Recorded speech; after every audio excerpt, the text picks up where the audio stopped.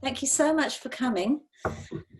We're very excited to be hosting Cheryl Straffen and Carolyn Kennett. Anyone who knows them both knows how hard they've been working to get this booklet out.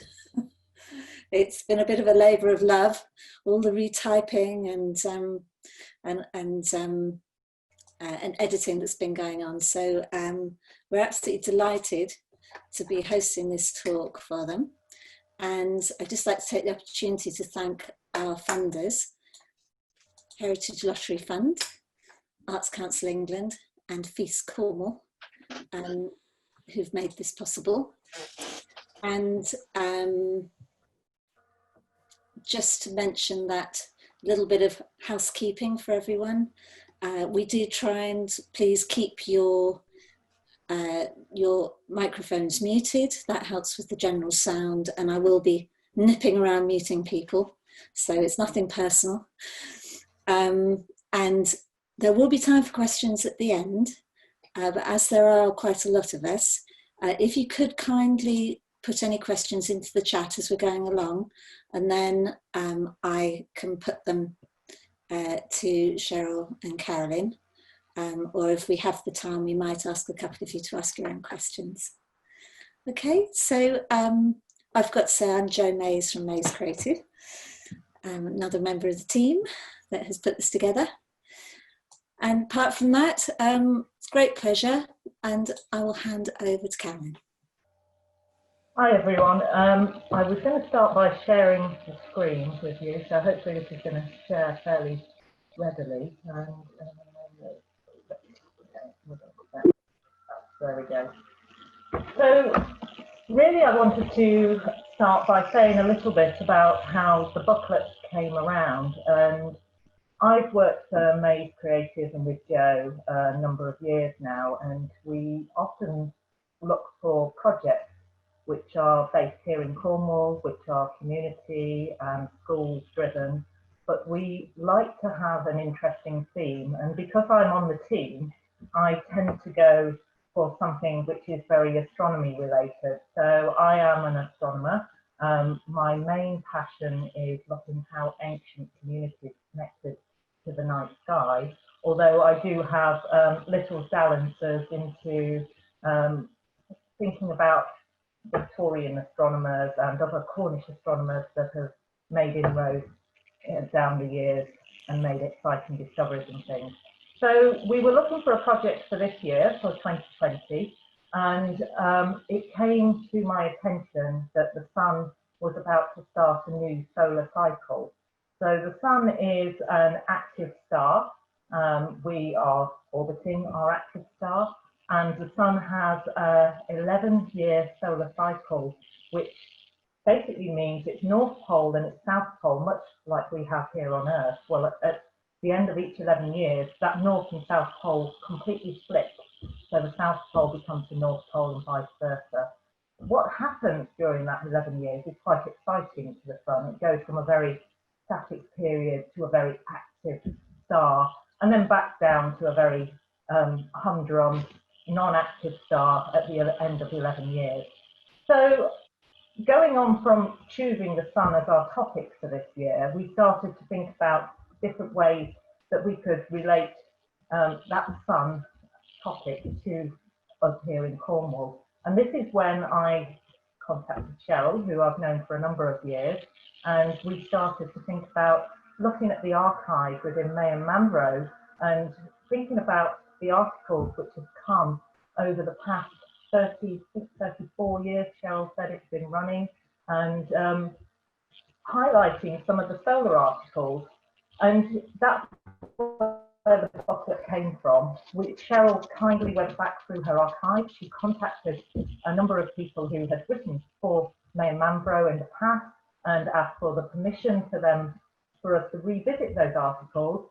And back over Easter time, at the start of lockdown, Cheryl and I started to retype a number of these articles, because if you've seen the old versions of May and Manbro, they're not in digital format, so we had to sit and retype, and that allowed us also to revisit and edit a number of these articles. So the booklet came about in that way. Hopefully most of you have seen the booklet in PDF form, but we have an actual physical copy of the booklet, which we are distributing through May and Manbro's website. There is a £2 postage charge and also a small £2 charge towards the print cost. And this allows us then to feed that money back into May Creative and we're a not-for-profit company, so it allows us to continue delivering other community type work and schools work as well. So before I hand over to Cheryl, because I'm going to talk again in a little bit, so these were the articles that we chose, and they are in date order, so date order that they appeared in May and Manbro, not date order as in how old the site was, because we actually start with a Cornish Folio article by Ian McNeill-Cutt, which is actually one of the later sites. So what is interesting to me is how long people were revering the sun and that solar cycle here in Cornwall. So they were already marking it back in the Neolithic with the positioning of Tune Coit, which is the second to last article in the booklet. Way back, millennia ago, they had possibly positioned Tune Coit on the side of the hill in connection with Carnconedjit and the Winter Solstice sunset. So all the way forward in time then to a Cornish Fogu, which was at least 3,500 years later, they were still thinking about the positioning of the sun on the horizon, and that's what Ian McNeill's Cup article addresses as well, about how these Fogus and the creek passages were aligned with the solar cycle. There's a real range of articles in there, everything from alignment to different ceremonies that people have used to celebrate the solar cycle. So I think there's something in there for everyone. But I'm going to hand over to Cheryl now, because she's going to take you through a bit of the solar cycle, aren't you, Cheryl? So I'm going to mute myself and let you carry on. Okay, thank you, Caroline. Welcome everybody, and thank you very much for coming along to this Zoom presentation.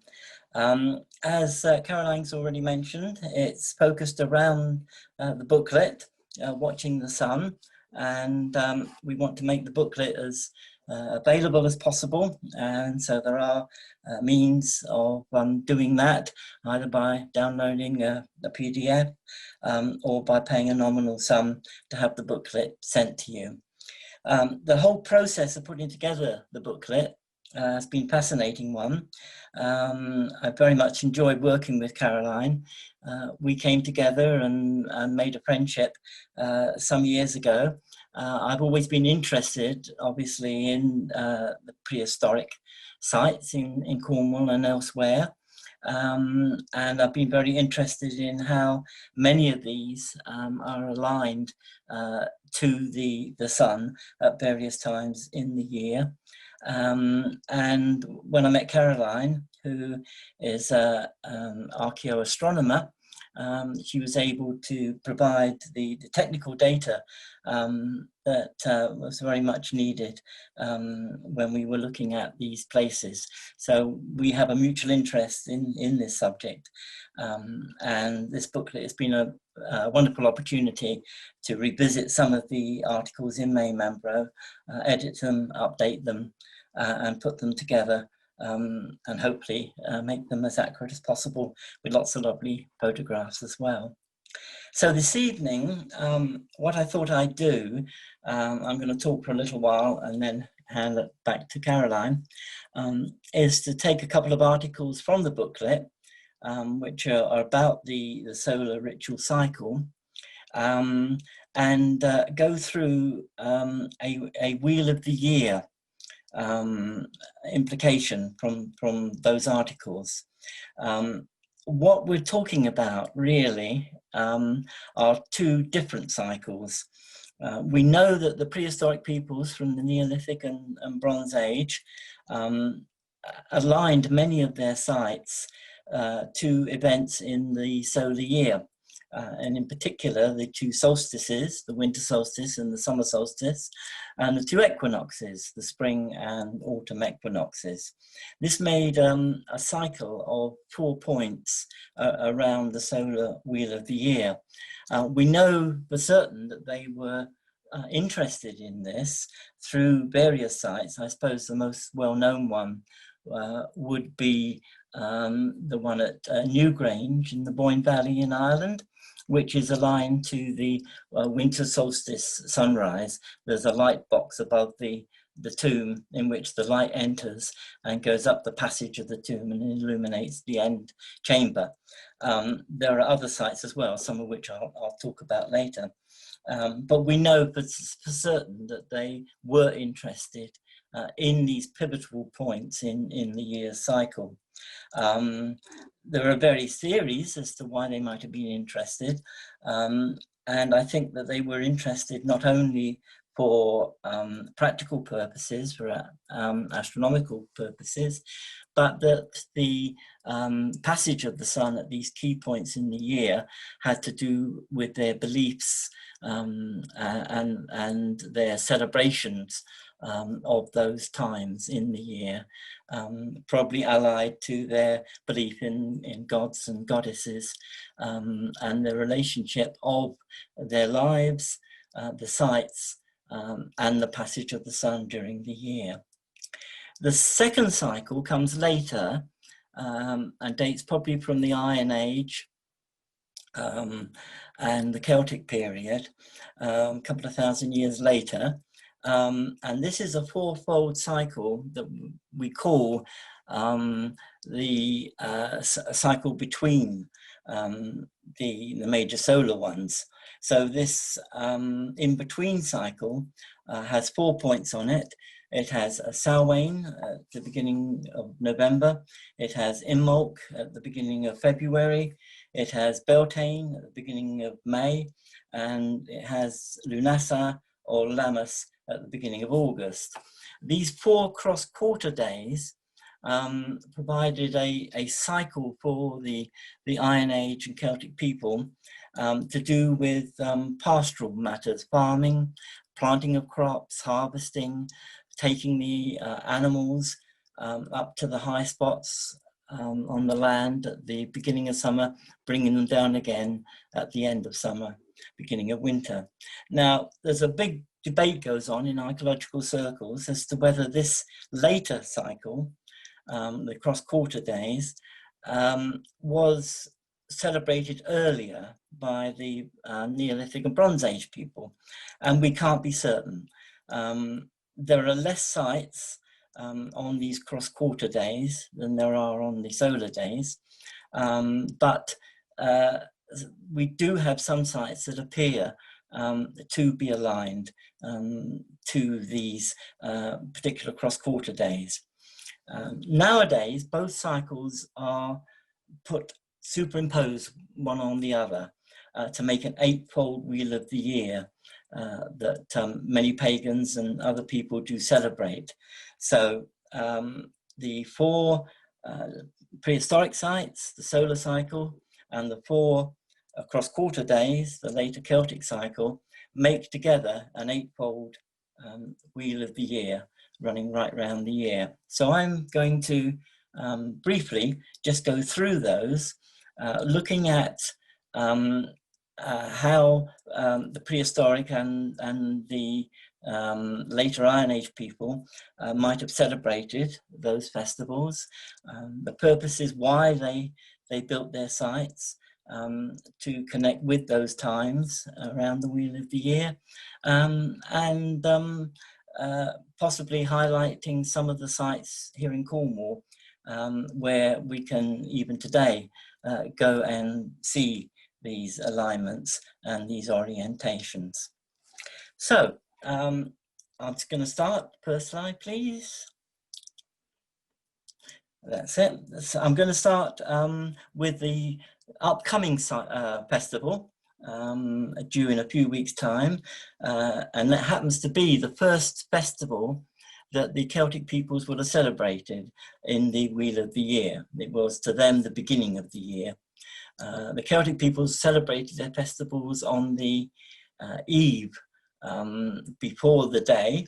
And so this first festival is called Samhain, and it occurs on the eve of the 1st of November, so it occurs on the evening of the 31st of October. Of course, many of these festivals have been either Christianized or modernized, and so we can see remnants of them even today.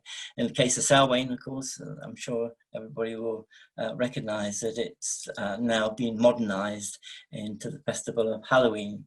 And interestingly, some of the meaning of this festival of Samhain also goes into Halloween, because it was a time for going down into the darkness.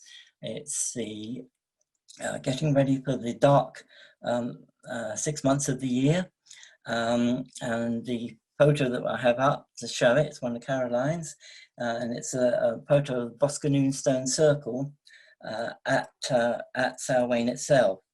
The quartz stone at Boscanoon has been positioned in the southwest of the circle, and when viewed from the opposite side of the circle, the setting sun sets in between the central leaning stone and the quartz stone, viewed through a notch in the stone.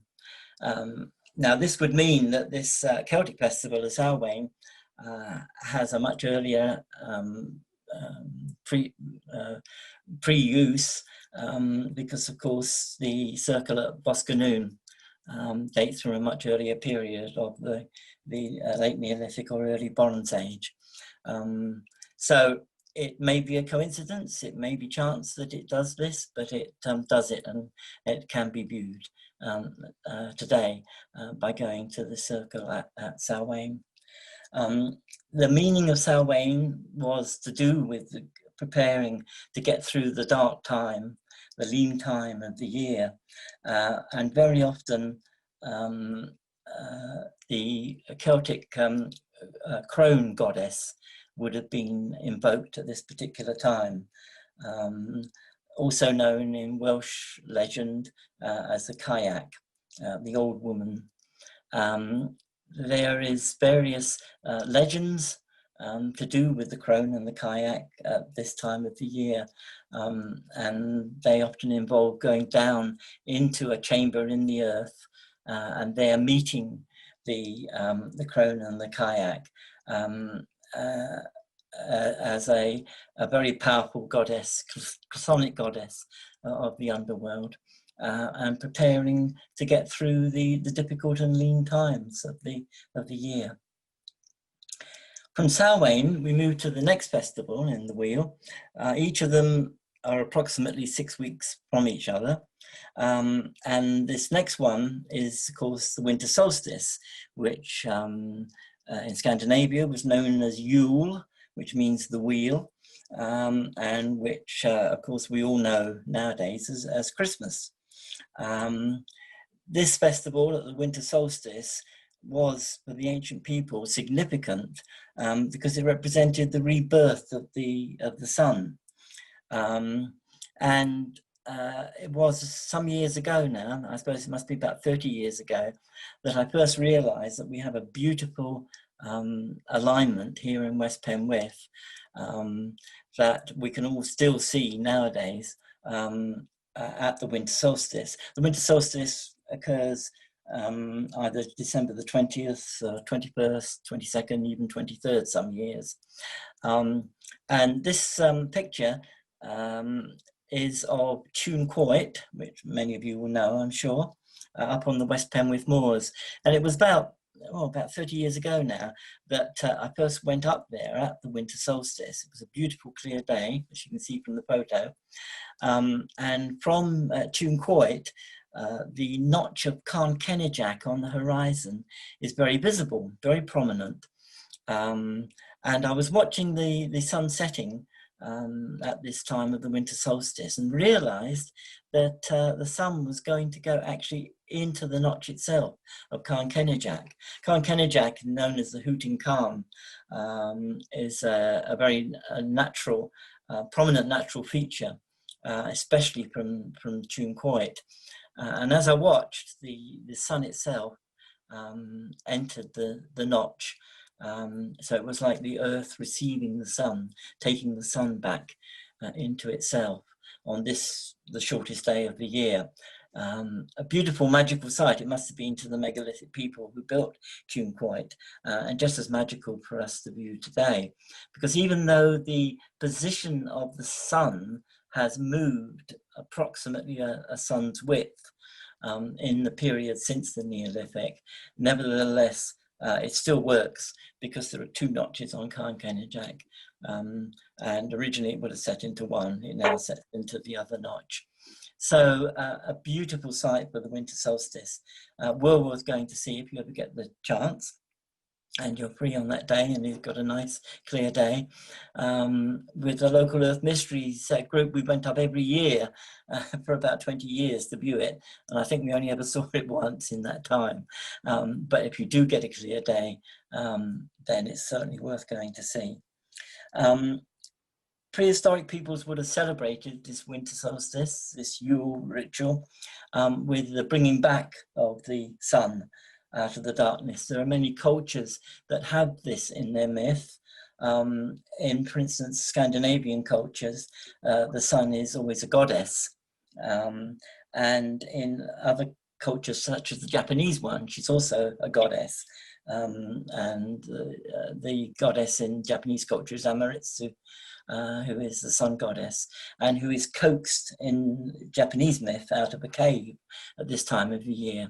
This slide shows a ritual group with whom I used to work, and somebody who is embodying the sun goddess and bringing that first light back with the flaming torch from out of the darkness of a cave back into the home. So a very powerful time, which is recognized in many cultures, and as I say, you know, can still be seen actually in the land itself, down here in Cornwall. Okay, moving on. We move to the next festival in the wheel. The next one around February the 1st is Imbolc, and this represents the return of the light. There are no particular sites in Cornwall which have this Imbolc alignment, though it's often associated with holy wells, and many people do go to some of the Cornish holy wells at this time. The festival is also very much associated with the Irish goddess Bridget, and the return of the light is symbolized by the maiden bringing back the light. This is again a ritual group, and the woman embodying the goddess Bridget has a crown with candles representing the turning of the wheel of the year. It's probably not the place, and I don't have the time to go into very much detail about Imbolc, but it was a very powerful, strong festival. Was celebrated particularly in Ireland, in the west of Ireland, and in Scotland, and people used to have ceremonies around Bridget and the return of the light and the return of healing. Anybody's interested, I wrote all this up in a book of mine, Daughters of the Earth, which is available from O Books. But the festivals are fascinating because they continue right up until the 20th century and involved actually calling in the goddess to the home with a ritual invocation, creating a bed for her, decorating a straw effigy into which the goddess Bridget was thought to breathe her power and her energy.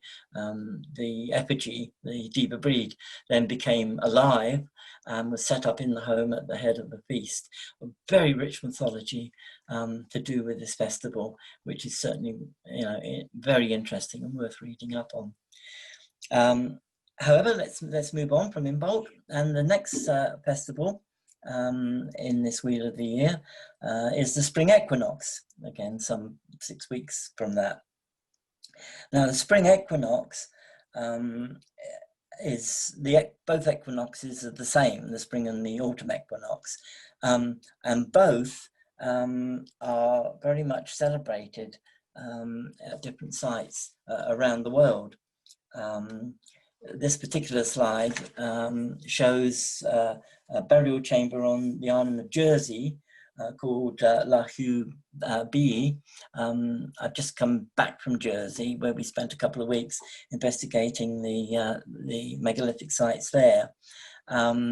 This spring equinox one is a beautiful one. This shows the light entering the chamber, illuminating the back of the chamber, actually on the morning of the spring equinox itself.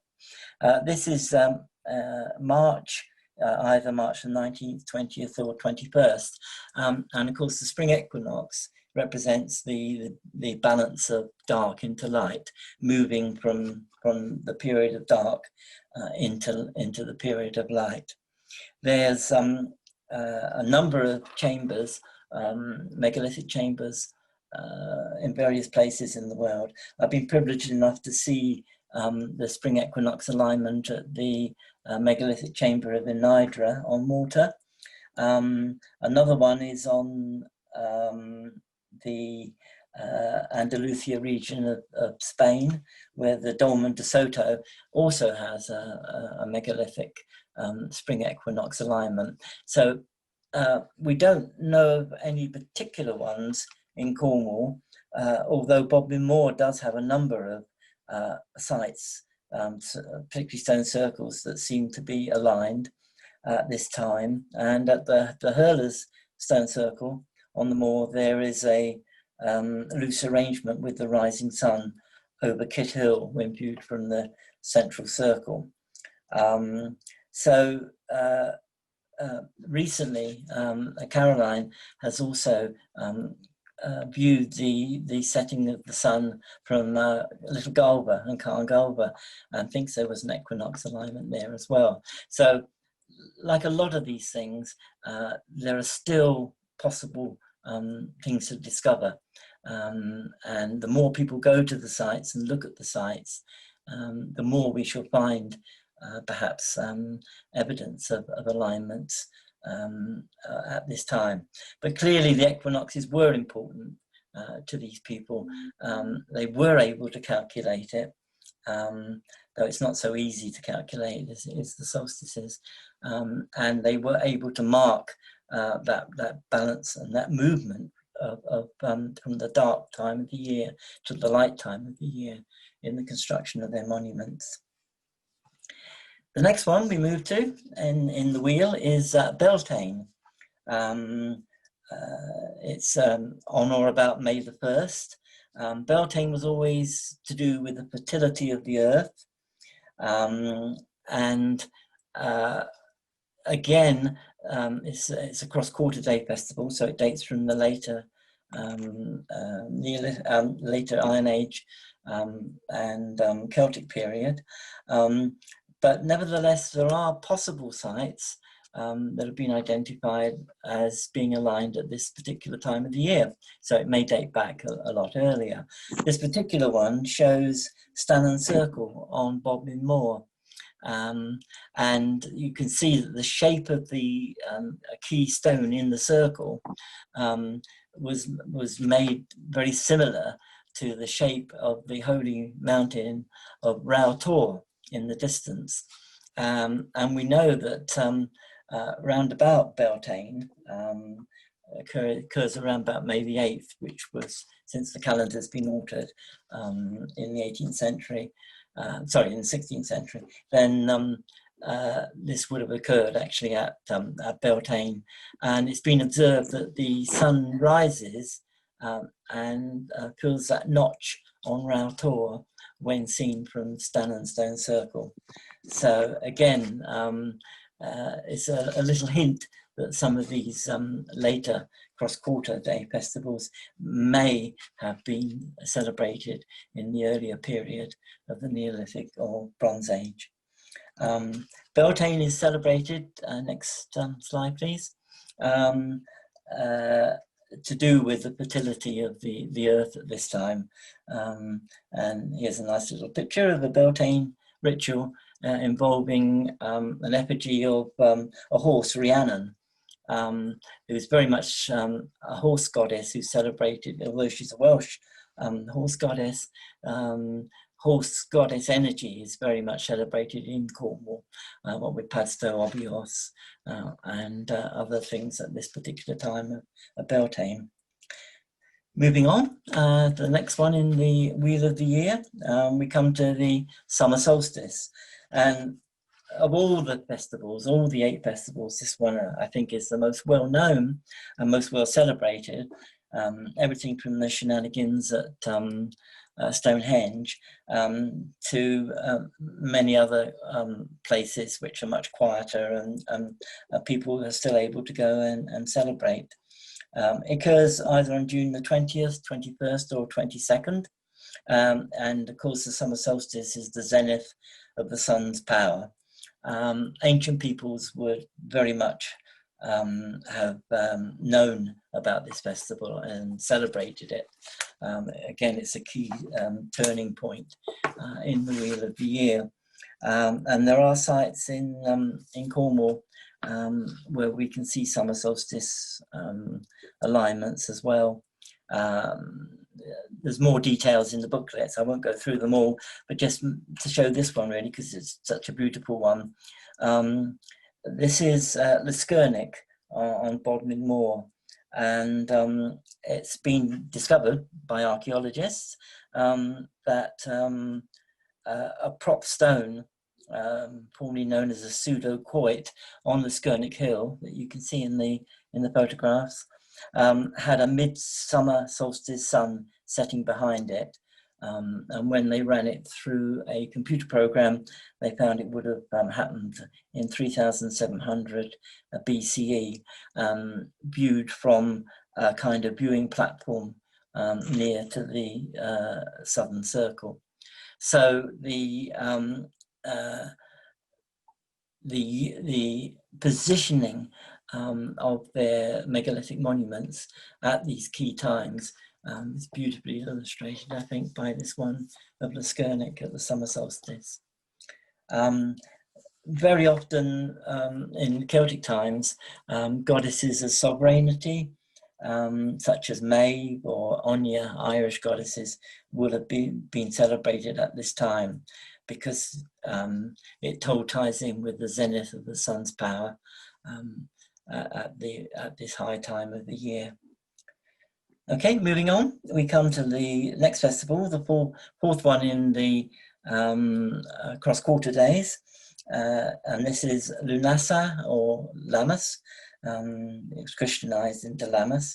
Occurs at the beginning of August, and it's a festival when the first fruits of the harvest were honoured. The land has been warmed up over the period of the summer, and the gathering of the harvest was celebrated at this time. This is a picture illustrating a grain goddess made out of the corn and the flowers, and offered at a sacred site here in Cornwall.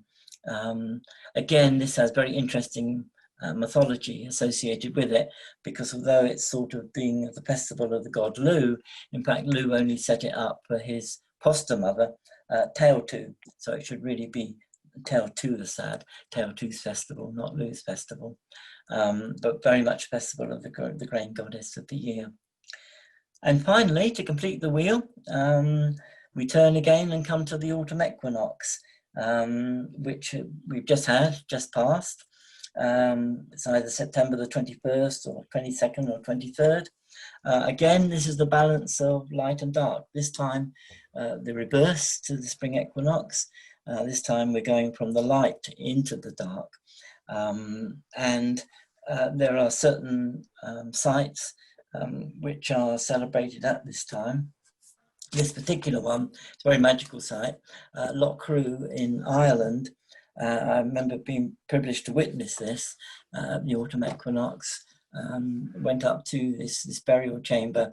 It's a very misty morning, when we got there, and the mist was just covering the land completely, and we didn't think we'd see anything.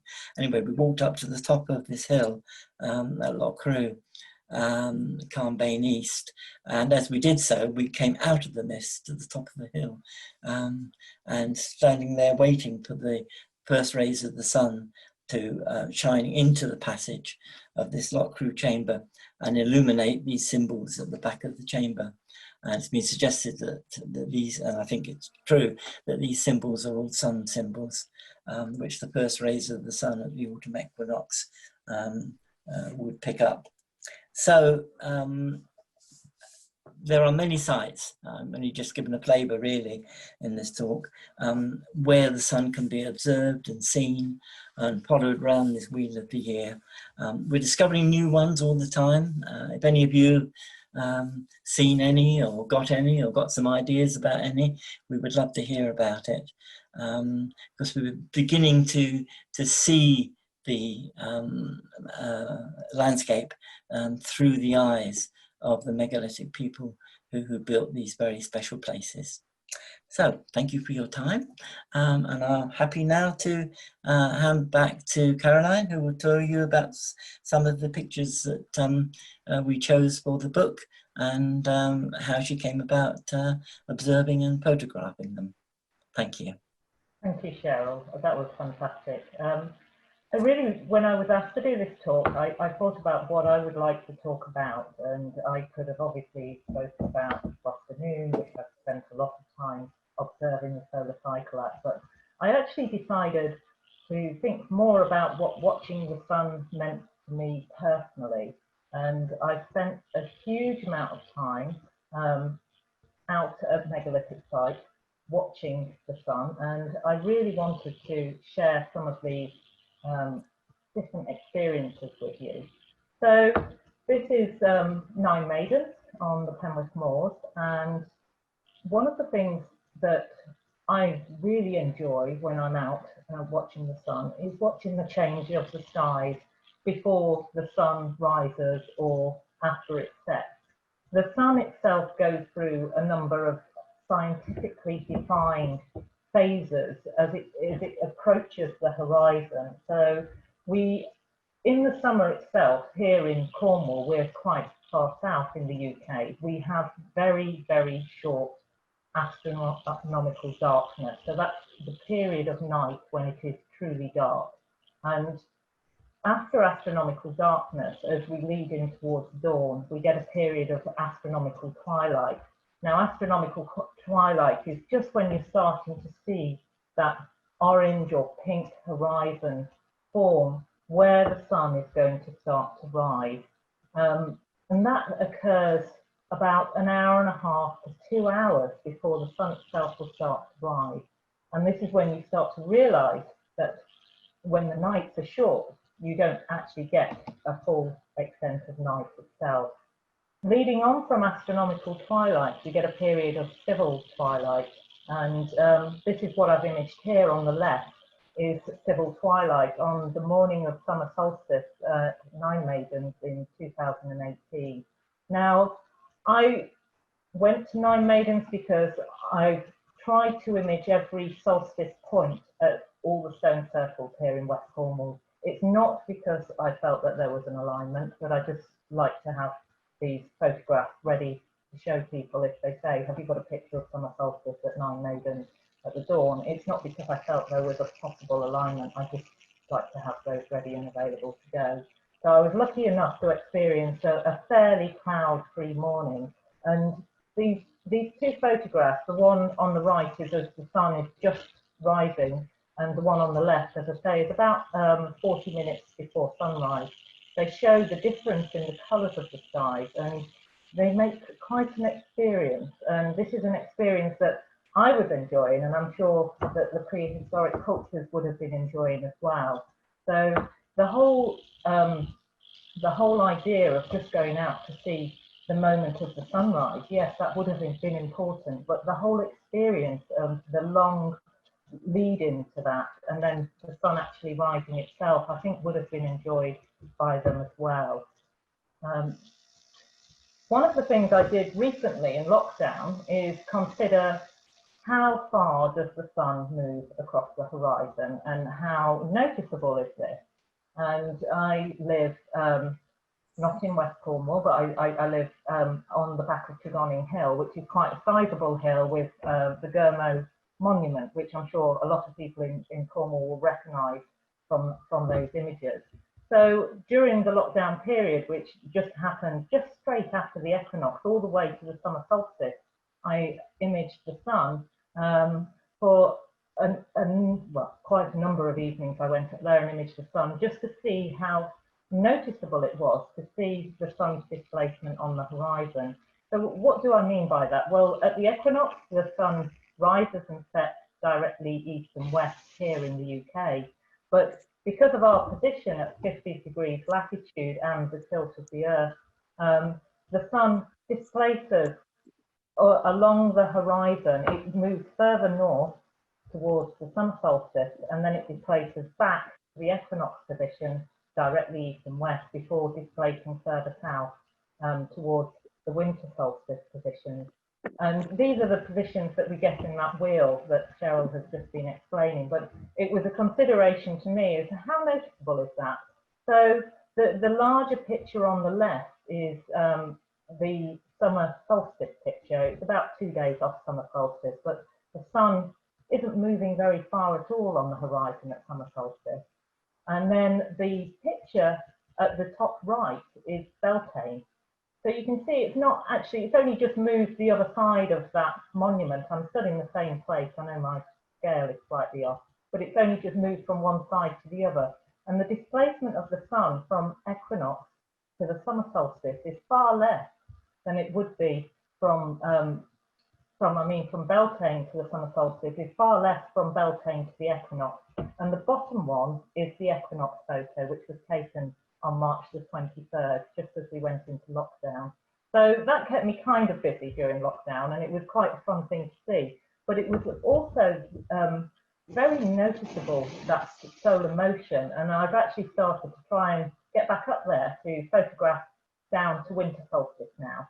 So at the equinox from the top of Tregonning, we were just on the side of the bay there, and by the time I could see it moving across the whole ridge of hill. So from the top of Tregonning, I can see Chapel Carnbray, Galva, I can see Zena Hill. It's a fabulous full run of that Penwith horizon all the way to St Ives, and then yeah, and then you swing round the other way. So you could actually do it the other way and do dawns, but I'm not over keen on dawns, particularly around the summer solstice, which occurs dreadfully early, so I try and avoid them. But that was something that I felt was really significant, that we could actually tell the motion of this sun, and particularly if we were watching it daily. So that was of interest to me.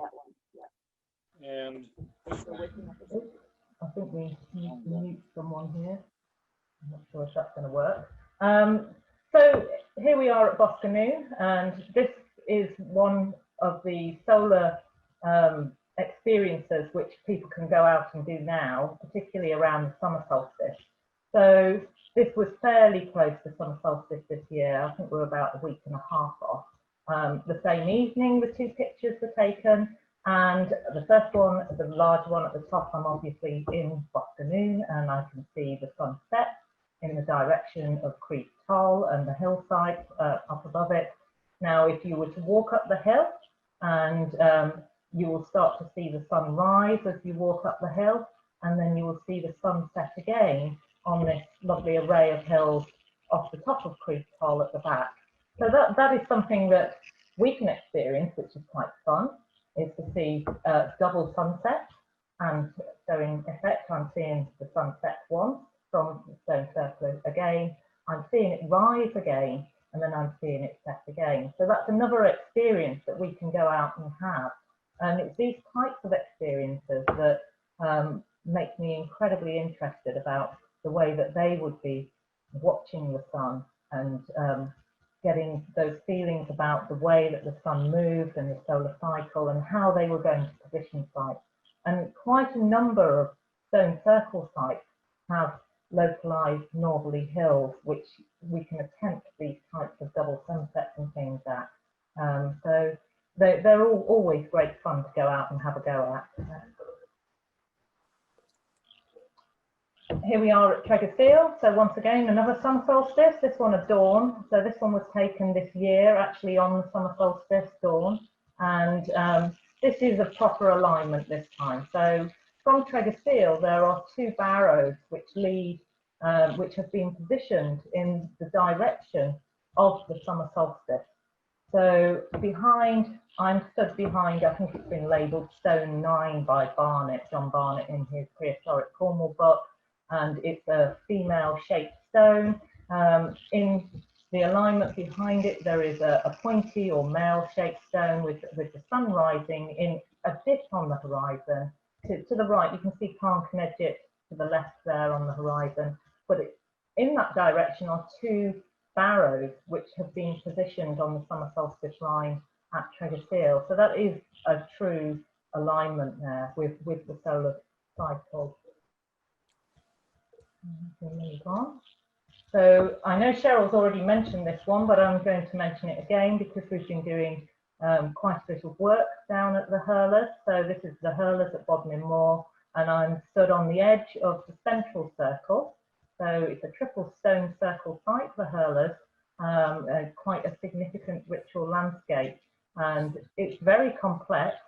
So there are a number of suggested astronomical reasons about why things might have been positioned places, or and there's a lot of overlay and ideas which could be put into the melting pot.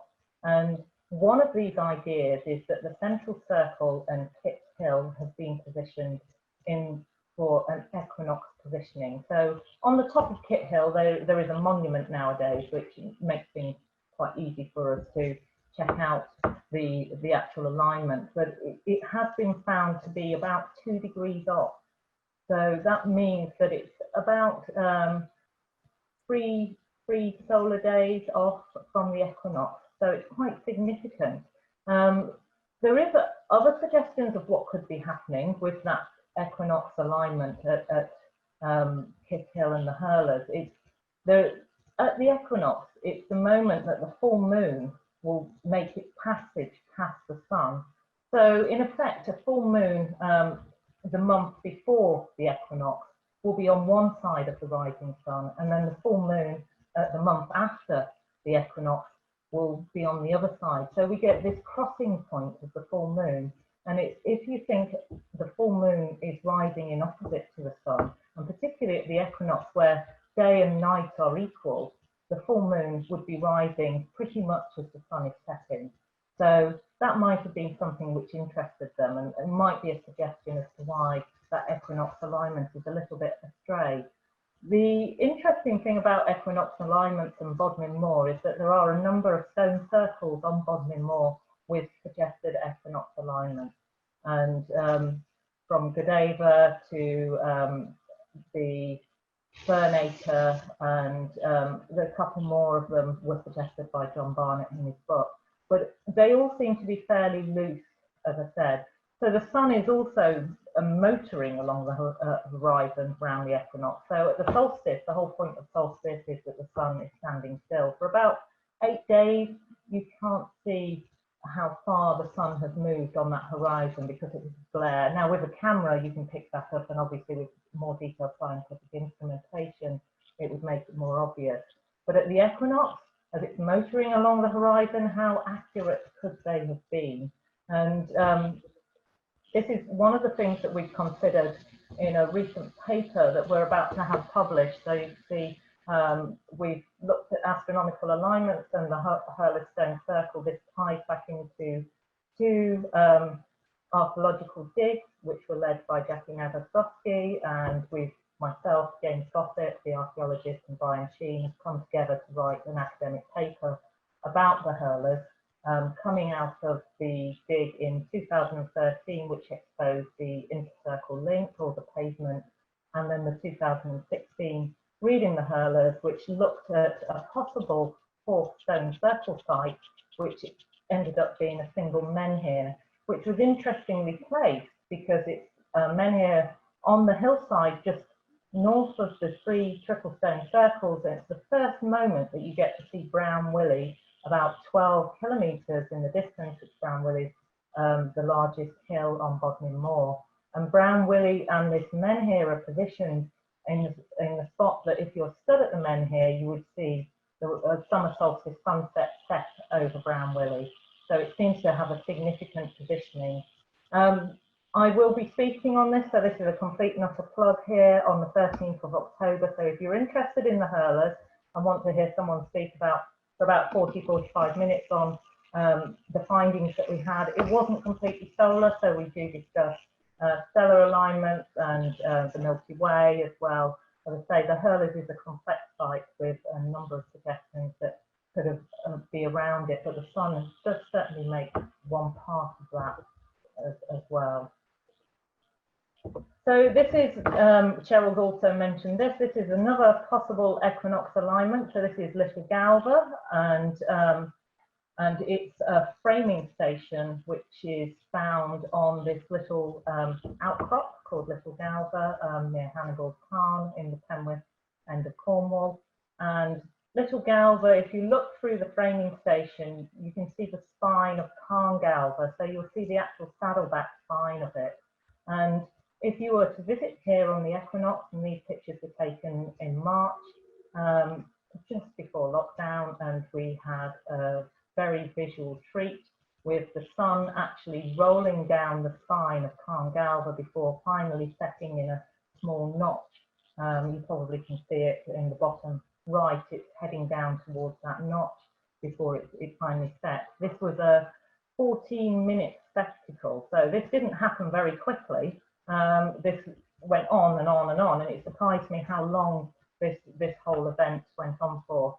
And it would suggest that this framing station was positioned not only to frame this spine of Carn Galva, so they were framing a significant hill to themselves, but they'd also thought about the solar cycle and where the sun would be setting at the equinoxes, which is quite exciting because we don't get that many equinox alignments, particularly in Penwith. We get more solstice alignments, but equinox alignments there aren't many of, so that's quite exciting. So this one is Lunar at the Merry Maidens, and this picture was taken just a couple of months ago, and it was a nice morning with a nice sunrise, and we are stretching away from the solstice, so not too early. And the one behind me was actually taken on the summer solstice this year, so that was a lot earlier start for me. But what was interesting for me was I took a picture of the sun rising, I wandered through the circle itself, and stood just the other side by the gap and turned round, and I took this photograph which I used on the promotion for this talk.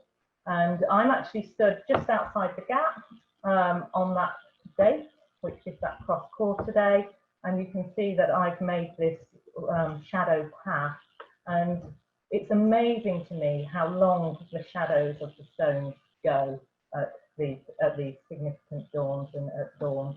But this one was just fantastic. It sort of made me realise that the way that the stones were all pointing to each other, and then you can see that the shadows from the far stones were all leading down the hill and all converging on a point down the bottom of the hill, was particularly spectacular. And I'd be interested to try and go back to some of the other sites, particularly Boscamoon, which also has a gap, and try and work out what date that a similar thing would be happening on.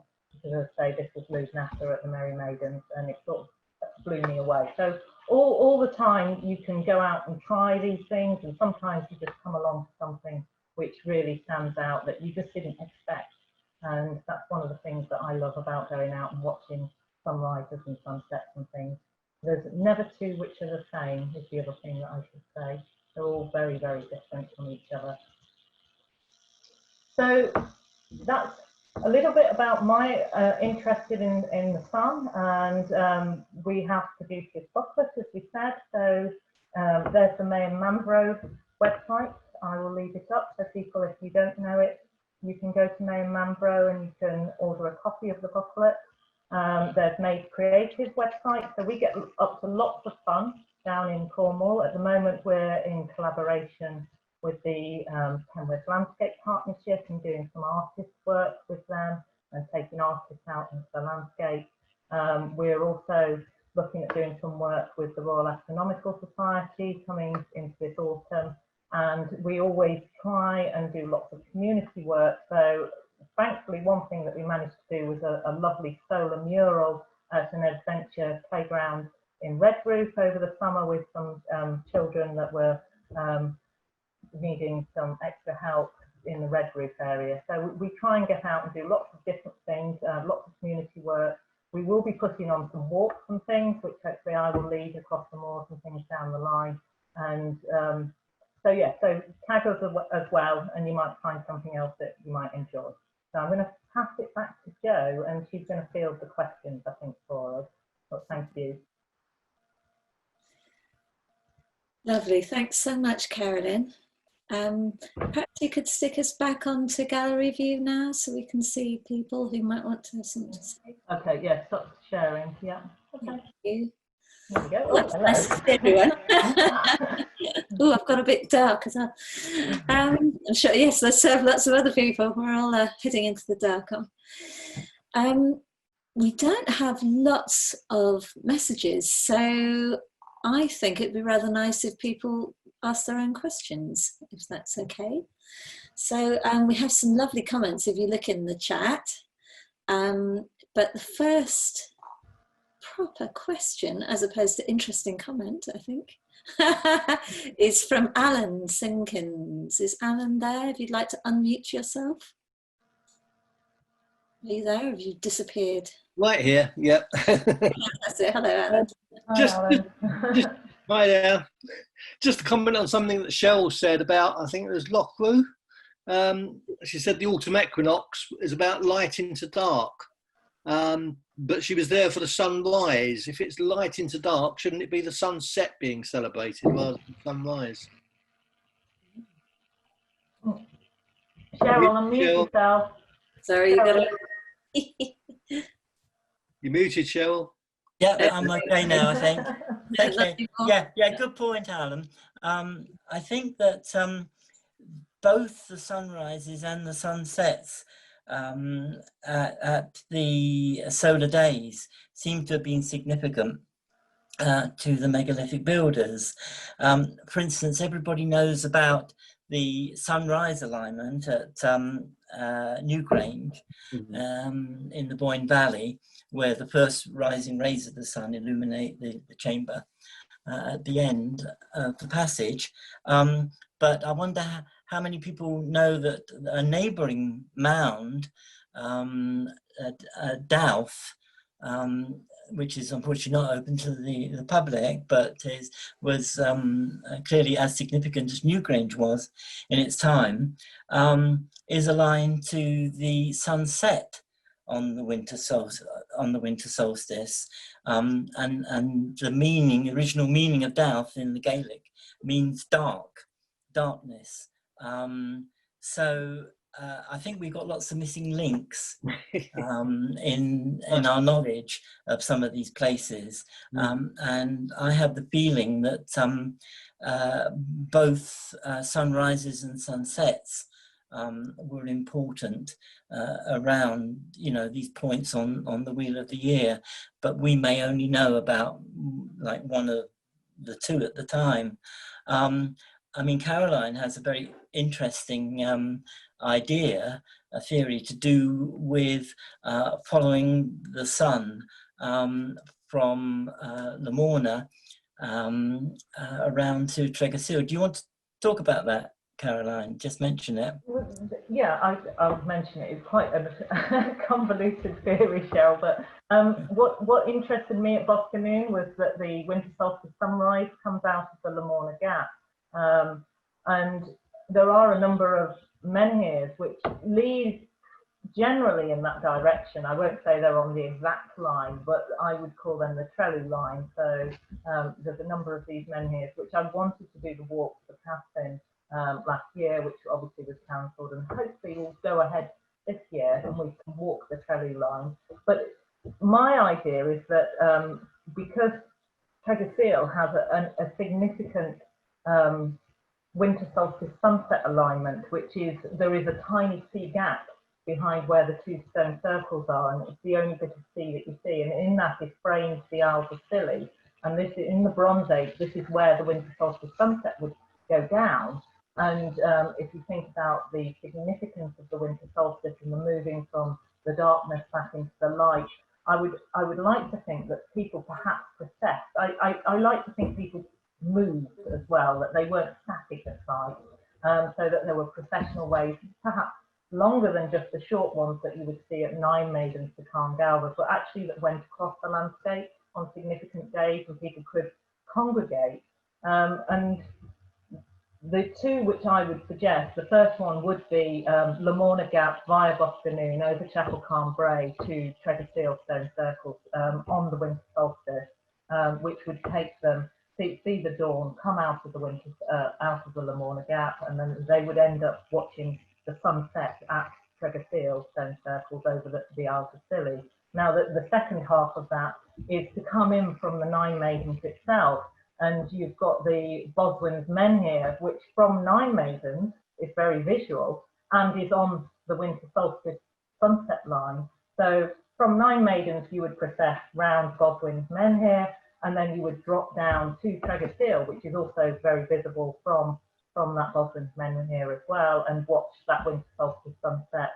Now, what it has been interesting is more recently I've been hearing lots of chat about Stonehenge and processing across long distances, particularly with people bringing pigs from far afield for a winter festival. So they've started, they've got the technology now to look at pig bones and work out where these pigs have come from, and people have transported these pigs from far and wide, from Scotland, from Cornwall, and they've all ended up at Stonehenge, they think, for a winter festival because of how fat these pigs are.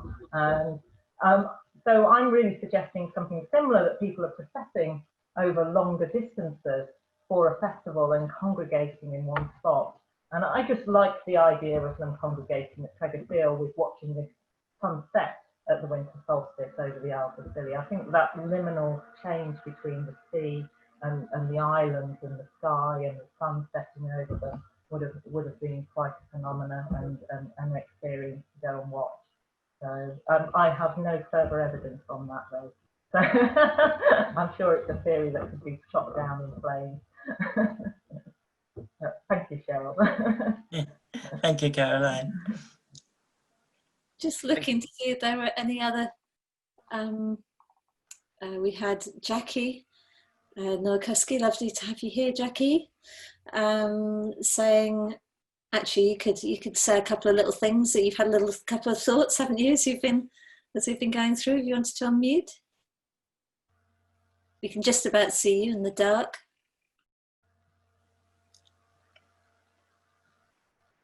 You'd have to unmute yourself though, Jackie. No, I thought it absolutely fascinating, wonderful talk, and yeah, I'm very excited about the sort of work that we've been doing at the Hurlers with Carolyn, because it's just ongoing, it's just extraordinary.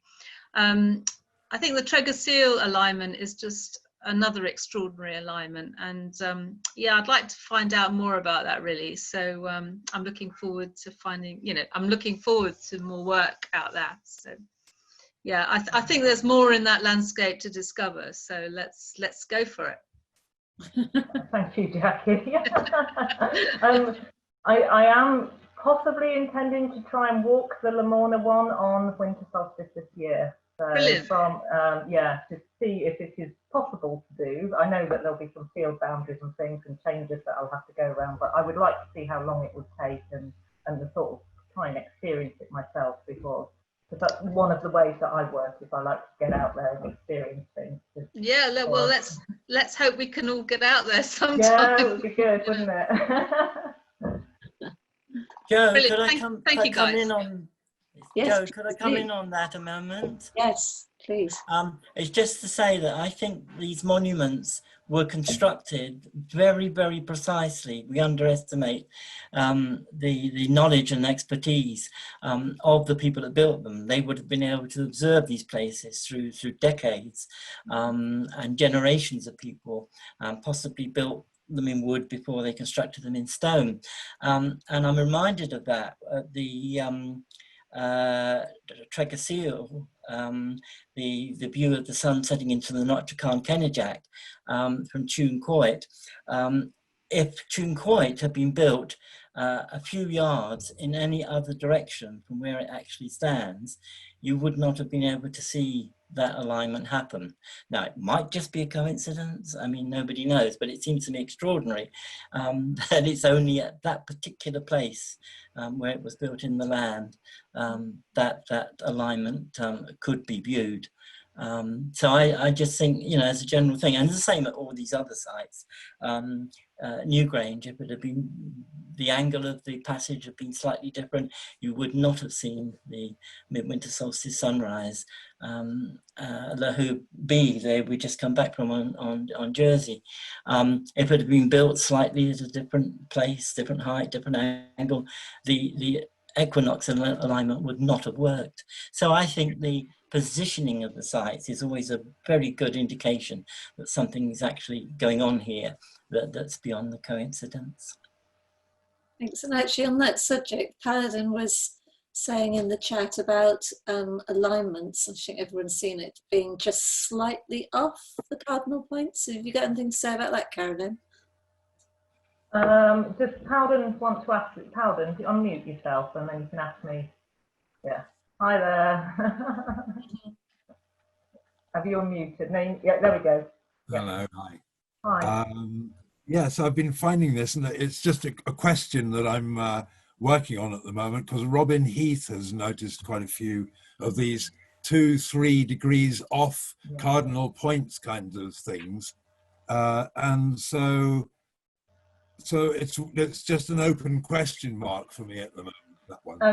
Yeah, there are a number, particularly because if you think about equinox alignment, you are taking 2 cardinal points, you're taking east and west. So as I say, the sun displacement is quite rapid round those east-west points. So if they were going for a pure solar alignment with east and west, it's quite obvious that they might have got it out by a day or two, because there are various ways that you can count from the solstice.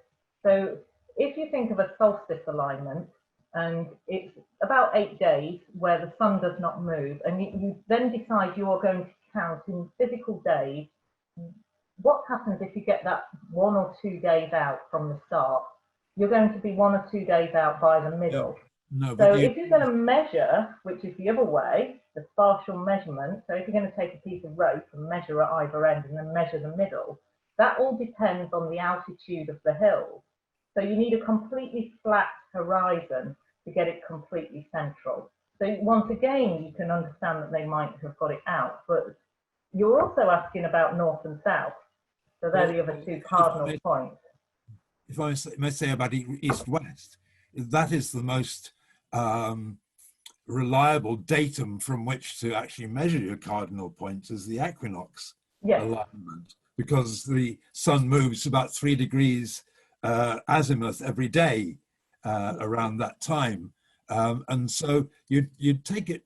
I think if you're an ancient astronomer, you'd take it from the equinox points rather than the solstice. Although the solstice has its other significances too. But so I don't know if you have anything to say. Yeah, there's various ways that you could attempt to make these measurements. As I say, there's a temporal way, which is to do with timings and dates. There's obviously the spatial way, which is actually to physically sit down and take bits of rope and try and get the central point. But all of them come up with problems, and all of them suggest that you could be out by a degree or 2. One of the issues with north and south is that during the Bronze Age, we didn't have a particularly bright north pole star. Yeah. So at the moment, we've got a fairly obvious pole star there. The Polaris doesn't really move very far off of the North Celestial Pole. But in the Bronze Age, 4,000 years ago, due to precession, and we act as a bit of a spinning top here on Earth, if we rewind where we're pointing to in the night sky, there wasn't a very particularly bright star. And that star, every couple of 100 years, there was a star called Kotab, would have moved off slightly. So there could have been some issues with actually finding north as well. It all seems so obvious to us. We just turn on our mobile phones, we've got our compasses out, and it all seems fairly obvious that these are fairly simple things to do. But in reality, they're not actually that simple. And that's why these cardinal points could be slightly off. Now, there are other explanations to do with, as I say, lunar crossover points, and they would have a certain amount of error in them because where that full moon falls, either side of an equinox could fall 7 days or so either side, so there is some motion there. It depends what they were actually aiming to do, Cowden. So, but yes, they are quite frequently out by a couple of degrees, but that doesn't necessarily mean that they were being inaccurate. Let's put it that way. I'm wondering whether there's something actually very deliberate about yes, it. Yes, very possibly. Yeah, so if they were going for a lunar crossover at the equinox, it might have been a very deliberate alignment. The fact that that moves slightly each year, depending on when that full moon is in relationship to the sun and everything, would, you know, obviously cause complications. But yeah, there is possibly deliberate reasons why they were out. They might have wanted to be out by a couple of days to give themselves some notification that it was coming up. You don't know. So it's all open for discussion, and yeah, will we ever find out? I don't know. We've got Richard Cullington here, desperate to get in. So okay. Give him a chance to host. So. Well, thank you for being twitching. Presentation, and I love the photographs and quite a lot of new information which I hadn't seen before. But the question I wanted to ask was that if you find an alignment within a particular monument, so for example, if you find an alignment within the stone circles, should there not be a consistency with other stone circles with that alignment for it to qualify as an alignment? So previously, particularly when Alexander Thom and some of the archaeoastronomers in the past have considered sites, they did it on a large scale, so they statistically checked that alignments would be considered. So particularly, let's take Bodmin Moor, which is a smallish scale. A lot of the stone circles on Bodmin Moor have equinox alignment, which suggests that there is equinox alignment happening in that region. Country-wide, there's a lot of stone circles with solstice alignment, particularly perhaps winter solstice, sunset, summer solstice, sunrise, which is in opposite. But more recently, archaeoastronomy has moved slightly away from those considerations and those statistical models and considered sites as individual places. Now, this allows for deeper interpretation of these sites, or you know, it allows to actually immerse yourself into a site in a way that you perhaps didn't when you were looking at multiple sites and statistically modeling them. I think it would be very difficult to deny now that sites haven't had some form of solstice alignment. I'm not saying every site does, but a significant number of sites out there do have solstice alignment. Now, where we get into perhaps more trickier ground is when we start suggesting lunar alignments and stellar alignments on top of that. So you would possibly then need to go back and look at a range of tombs in a region. So like in Portugal, there are a range of tombs which have been suggested to be aligned to stars which are red in colour, so Arcturus and Betelgeuse and stars like that within the Portugal region, and a lot of dolmens with alignments to those. But that's very complicated to do because they have some quite great datings on those sites to be able to do that. But as I say, things have moved on slightly. So people, one of the problems with looking at Penwith sites in the past was there was only the 4 stone circles. And each of these stone circles is very individual and very unique, and they all have something to offer where alignments are concerned, but they don't each reflect each other. They don't each have the same alignment as the other one. Isn't that going to... Yeah, could I just follow on from that a minute, from what Caroline's just said? just throwing it into the mix really as a possibility. Could it be, Richard, that different stone circles built in proximity to each other actually have different alignments so that they could be used at different times around the wheel of the year? I'm thinking, for instance, Boscanoon has definitely got, I think we can say, a midsummer solstice sunrise alignment, because the carving on the center stone, if it's feet or if it's axe heads, whatever it is illuminated by the rising sun at the midsummer solstice sunrise. On the other hand, if you go to the Nine Maidens at Boskednum, there is a midsummer solstice sunset alignment, because a former outlier to the circle, which is now only a stump, the sun would have set. In fact, there's a lovely picture of it in our booklet, of the sun setting behind what would have been the outlier menhir at the sunset at the midsummer solstice. Now, those two circles, relatively speaking, are quite in close proximity to each other. So rather than expecting all the, say, circles within a given area to have the same alignment, could it not be that different circles were constructed for different alignments around the wheel? You don't think that that would confuse our understanding of the purpose of the monument in the first place? I think that the people who use the circles, as Caroline said earlier about the possible movement across the land from the rising sun at the Merry Maidens to the setting of the sun at Tregeseal, if that's true, it's a possibility. It's an indication that people move through the landscape in their use of these sites. We view them almost caught in aspect at a point in time as static monuments, but perhaps to the people that built them, they had a different view of them, and that they would follow sacred pathways across the land. Ceremonial pathways, and actually the stone circles could have been used in conjunction with each other. The stone circles didn't move, but the people moved. The people moved from one circle to another at different times on the wheel of the year. We can't know for certain, but it seems to me it's a possibility. Okay, yeah, thank you. Well, thanks everyone. I think we'll probably need to wrap it up now. There's some fascinating other bits going on in the chat, so do have a quick look at that before we close. Jo, can I say, if anyone does have any burning questions, is there a way that, I suppose, if they send them to contact us at madecreative.com? Yeah, or that would work. Yeah, and we will get them answered. So. And we do actually have